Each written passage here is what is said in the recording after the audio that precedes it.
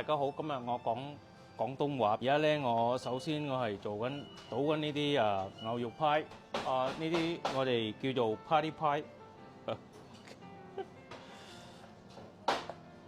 啲咧，我今朝早一早嚟嗰陣時，臨做麵包咧，我話已經煲咗啲牛肉啦，煲咗㗎嘛，慢火牛咗成都有4個鐘幾5個鐘啦，俾佢腍啲牛肉同埋啲皮咧，我今朝頭先啱啱整咗預備咗啦，已經呢輪天氣凍凍地涼涼地咧，嗰啲派咧好好賣咁啊，就嚟做唔切。我最中意食咧係個芝士派或者個 potato 派。而家我哋低嗰啲芝士上去而家低 mushroom 嗰啲菇啊，咩冬菇？呢啲都唔係冬菇，呢啲唔知叫咩菇啦，總之係菇而家低而家低 bacon pie，OK。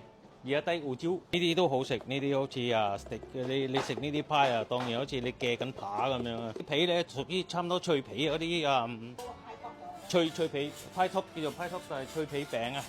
而家我 dusting 你點啊？Get the air out。我拱晒啲空氣出嚟，好似嗰啲黐工。而家我碌咩啊？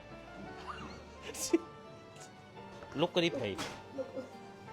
碌一碌搣開嗰啲剩嗰啲皮，茶蛋，我哋就嚟可以烘得啦。我哋整印號，呢啲係嗰啲 poppy seeds， 係俾 pepper。plain pie 係戒一下 ，pepper 剪2下 ，bacon 戒2下 ，mushroom 戒3下，芝士低芝麻撒芝麻上去，咁戒3下。